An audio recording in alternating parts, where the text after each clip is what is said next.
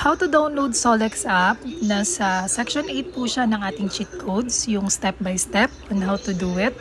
So, walang ibang gagawin po dyan. First, kailangan nyo lang pong i-open yung inyong iconic app. So, makikita nyo po sa digital products yung Solex. And sa mga iPhone users po, first, kailangan nyo po munang i-download si Solex via Play Store para pag mascan mo siya, automatically makikita mo agad na mag-input ka na sa one-time password na binigay. Once na nakalagin ka, pwede ka nang mag-create ng password mo. So, kapag na-download mo na si Solex and na-set mo na yung password mo, pwede ka nang mag-search dito sa mga educators. So, such as si Abdallah, ayun. Make sure na naka-subscribe ka.